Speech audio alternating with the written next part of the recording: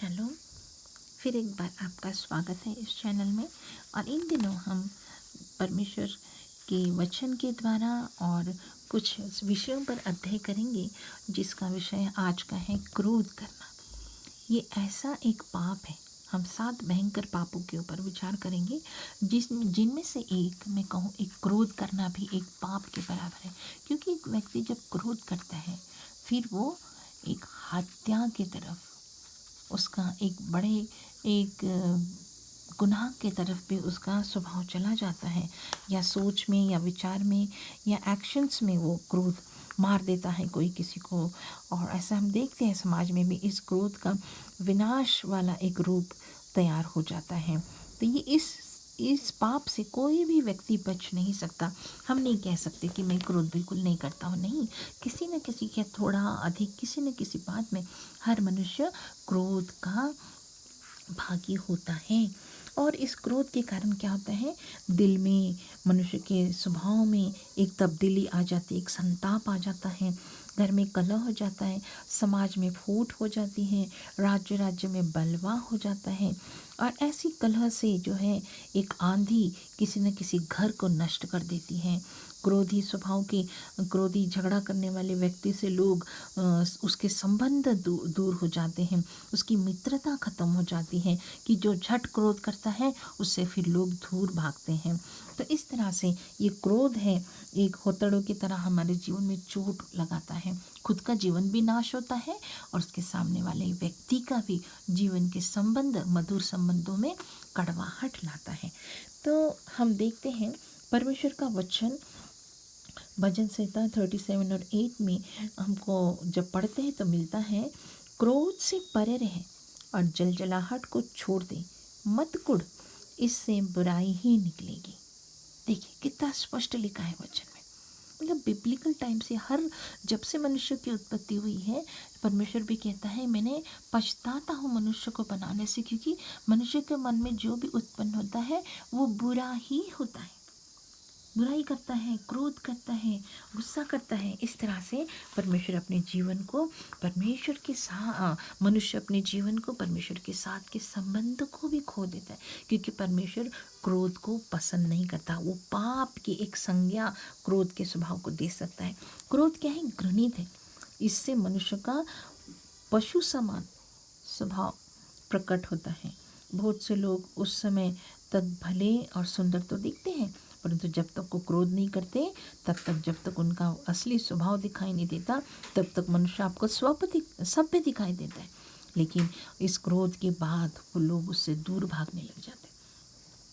तो इस तरह से हम देखते हैं कि हमारे जीवन में क्रोध का एक विपरीत परिणाम होता है। और अधिकतर मसीह लोगों की गवाही भी ऐसे क्रोधी और दुष्ट स्वभाव के कारण क्या हो जाती, उनकी स्वभाव में बहुत बुराई आने लग जाती है। अब हम देखते हैं कि क्रोध के कारण मनुष्य के जीवन का आनंद भी समाप्त हो जाता है।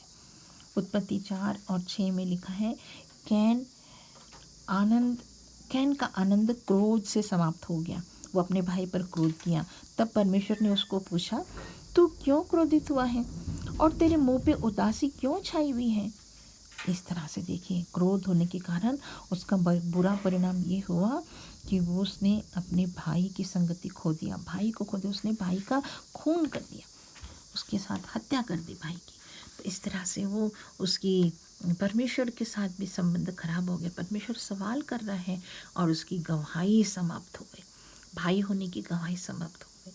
अब हम, बहुत से लोग क्या करते, इस पाप के में दोषी पाए जाते हैं। यद्यपि हम इस अनियंत्रित जो क्रोध होता है मनुष्य के स्वभाव का, अपने आप को सांत्वना देते रहते हैं कि हमारा तो विवेक बताता है कि यह ठीक नहीं है। परंतु जब हम क्रोध करते तो हमारे मन पे संताप हो जाता है, हमें पश्चाताप भी होता है। क्रोध तो कर लेते हैं लेकिन फिर हमको पछतावा भी होता है, इसलिए फिर हम आत्मा में दुखित भी हो जाते हैं। आप देखिएगा, इस स्वभाव में क्या है, एक स्वाभाविक पाप है। इसके ऊपर हम कंट्रोल नहीं कर सकते, मनुष्य कंट्रोल नहीं कर सकता। लेकिन क्या हमारे पास इस मसीही जीवन में क्रोध की इस बात को शांत करने के लिए कोई उपाय है? क्या ऐसी बात है? पर तो परमेश्वर हमसे कहता है वचन में, क्रोध से परे रहें, और जलजलाहट को छोड़ दें। परमेश्वर ऐसा कार्य करने को कदापि नहीं कहता जो हमसे नहीं हो सकता है। मसीह विजय है और विजय में हमें इस क्रोध को हम विजय पा सकते हैं। कब? परमेश्वर की सामर्थ्य से, परमेश्वर की आत्मा से। परमेश्वर के सामने अगर हम जाएं और अपने क्रोधी स्वभाव को सुधारने के लिए परमेश्वर से विनती करें कि प्रभु ये मुझसे नहीं हो सकता, प्रभु मेरी मदद कर, तब हम इस स्वभाव से क्या है, हम उसको त्यागने के लिए जब हम तैयार रहते तो परमेश्वर हमको मदद कर सकता है। मतलब परमेश्वर से सामने जब हम जाते हैं, पहला कदम हम ले सकते हैं कि प्रभु मेरा इस स्वभाव को छोड़ने का बड़ा विचार है पर मैं नहीं कर पा रहा, प्रभु मेरी सहायता कर। तो हम सुधारने के लिए प्रभु क्या करेगा, हमारी सहायता करेगा। दूसरी बात, एक और कदम हम उठा सकते हैं कि परमेश्वर के सम्मुख इस पाप से हम मान ले। तो लिखा है कि यदि हम अपने पापों को मान ले तो वह हमारे पापों को क्षमा करने और हमें सब अधर्म से शुद्ध करने में विश्वास योग्य और धर्मी है। दूसरा कदम अगर हम उठा सकते हैं तो परमेश्वर को कबूल करें। हाँ प्रभु, ये जानबूझ में, अन्यथा मेरे से ये हो जाता है। पहले यूहन्ना 1:9 के अनुसार जैसा आपका वचन कहता, मैं मान लेता हूँ, मुझसे क्रोध हो जाता है, मुझे क्षमा करें प्रभु, और मुझे शुद्ध जीवन और इस अधर्म पाप से बचाने के लिए, क्रोध से बचने के लिए मुझे आप मदद करें। इस तरह से हम परमेश्वर के पास जाते हैं। दूसरी और एक बात है कि जब हम परमेश्वर का वचन हमें और कहता है कि धन्य है वे जो मन के दीन है। इससे अधिक कि जब हम क्रोध करें, होने दीजिए, प्रभु से मांगे कि प्रभु मुझे क्रोधी नहीं, इस स्वभाव से बदलने के लिए मेरे मन को दीन बना प्रभु। और परमेश्वर हमारी सहायता ज़रूर करेगा, क्योंकि परमेश्वर ने हमें एक नम्र व्यक्ति बनने के लिए बनाया है। नम्र शब्द का वास्तविक अर्थ होता है कि आप परमेश्वर के आत्मा को अपने ऊपर नियंत्रण करने के लिए दे रहे हैं। यदि आप अपना हृदय, अपना जीवन यीशु को समर्पित कर देते हैं तो जैसे तीव्र हमारा बांध का पानी होता है जिसको रोकने के लिए जब हम एक डैम लगाते हैं, रोकते हैं, उस तरह से परमेश्वर का पवित्र आत्मा हमें नियंत्रण जब उसके हाथ में देते हैं कि प्रभु आप कंट्रोल कीजिए मुझे, तो परमेश्वर का आत्मा आपकी जीभ को नियंत्रित कर देगा, आपकी आत्मा को आवेश में आने से रोक सकता है। इस तरह से हम अपने जीवनों में ये 2-3 कदम जब उठाते हैं तो हमारा क्रोध क्या है, नम्रता में बदल सकता है। परमेश्वर ही कर सकता है इस बात को। और हम एक और देखते हैं, क्रोध के बारे में अगर हम देखें तो परमेश्वर भी क्रोध करता है। अब आप कहेंगे देखो परमेश्वर तो क्रोध करता है, लेकिन परमेश्वर किस बात के लिए क्रोध करता है जिसे हम परमेश्वर का क्रोध कह सकते हैं? कि हम रोमियो 1:18 में पढ़ते हैं, परमेश्वर का क्रोध तो उन लोगों की सब अभक्ति और अधर्म पर स्वर्ग से प्रकट होता है जो सत्य को अधर्म से दबाए रखते हैं। और कुलुस्सियों 3:6 में लिखा है कि इन्हीं के कारण परमेश्वर का प्रकोप आज्ञा न मानने वालों पर पड़ता है। परमेश्वर पवित्र और धर्मी है, उसकी आंखें इतनी पवित्र हैं कि वो बुराई को देख नहीं सकता। जब आप परमेश्वर की दृष्टि आप पर पड़ती है तो परमेश्वर पवित्रता और पाप के विरोध में क्रोधी बनकर फूट पड़ता है।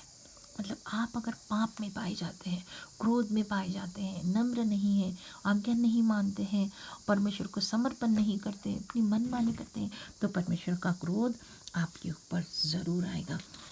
परमेश्वर चाहता है कि जिस नारी और नर की, मनुष्य जाति की मैंने निर्मित करी, मेरे स्वभाव में, मेरे स्वरूप में बनाया, तो वो इस तरह से अनाज्ञाकारिता में होकर कभी भी क्रोध के भागी ना बने, ताकि वो उद्धार से वंचित ना रह जाए। परमेश्वर की उपस्थिति से, संगति से परमेश्वर के मनुष्य के संबंध खराब ना हो जाए। क्रोध करना मतलब आज्ञा न मानने के समान, क्योंकि परमेश्वर कहता है कि मैं तुमको पवित्र बनने के लिए बोला है। मतलब हमारे अंदर कोई पाप, किसी भी प्रकार का पाप नहीं होना चाहिए, किसी के प्रति हीन भावना नहीं होनी चाहिए, बुराई नहीं होनी चाहिए जो कि क्रोध का रूप आपको लेगी और फिर आप एक एक्शन लोगे, उसको मारोगे, उससे दूर हो जाओगे, अपशब्द कहोगे। इन बातों से हमने अपने मुंह को परमेश्वर के हाथ में कंट्रोल देना है, उससे क्षमा मांगना है और जानना है कि परमेश्वर न्यायी है, क्योंकि वो श्रापित लोगों को, लिखा है मत्ती 25 और 41 में लिखा है कि जो लोग ऐसे यीशु मसीह की न्याय के दिन आने वाला है, जब जिन्होंने अपने पापों का अंगीकार नहीं किया, यीशु को अपना उद्धारकर्ता नहीं माना, वे लोग परमेश्वर के क्रोध के भागी हो जाएंगे। न्याय का दिन आने वाला है जिसमें परमेश्वर के उचित क्रोध का विस्फोट और पापियों पर होगा, क्योंकि उसने अपने पुत्र प्रभु यीशु को अपना उद्धारकर्ता स्वीकार नहीं किया। जिन व्यक्तियों ने, यदि आपने मसीह को अपना उद्धारकर्ता स्वीकार नहीं किया है, तो जब न्याय का दिन आएगा, आपको सामने परमेश्वर के श्वेत सिंहासन के सामने खड़ा होना पड़ेगा। तब आपके ऊपर परमेश्वर का क्रोध आएगा और वो आपको ये कह सकता है कि हे श्रापित लोगों, मेरे सामने से निकल जाओ और उस अनंत आग में चले जाओ, जो शैतान और उसके दूतों के लिए तैयार की गई है। मत्ती 25:41 में लिखा है। तो मेरे प्रियो, मेरी आपकी नम्र विनंती है हाथ जोड़कर कि अगर आपके जीवन में क्रोधी स्वभाव है, आप छोटी छोटी बात में क्रोध करते हैं, अपशब्द कहते हैं, सामने वाले की किसी बात को सुनना नहीं चाहते हैं, नम्र नहीं बनना चाहते हैं, किसी और की सुनकर नहीं, अपने मन की करके अपनी मन की बात नहीं होती है, तो फिर आप क्रोधित होते हैं, संताप होता है आपको, और आप किसी को मारते भी हैं, अपशब्द भी कहते, तो ये एक पाप की तरह आपके जीवन में हो रहा है। तो अब इसी वक्त समय है, इस वीडियो को जब आप सुन रहे हैं, समझ रहे हैं कि ये क्रोध केवल एक स्वभाव नहीं है, एक हेरिडिटिकली आपको मिला हुआ कोई गुण या स्वभाव नहीं है, एक परमेश्वर की दृष्टि में एक पाप है। तो आपको इससे दूर रहना है। परमेश्वर चाहता है कि आप क्रोधी नहीं, नम्र व्यक्ति बने और उसकी उपस्थिति में चले। परमेश्वर के साथ आपका संबंध टूट सकता है अगर आप क्रोध से भरे रहेंगे, ग्रजेस रहेंगे, तो आप परमेश्वर के आशीषों से दूर रहेंगे।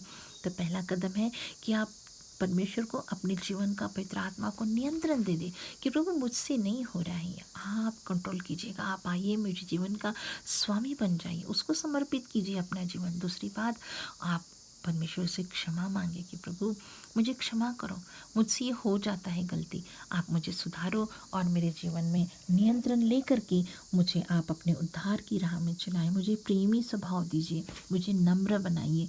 इस तरह से हम बोलेंगे और परमेश्वर को समर्पित करेंगे, तो प्रभु आपको सहायता करेगा, आपकी मदद करेगा।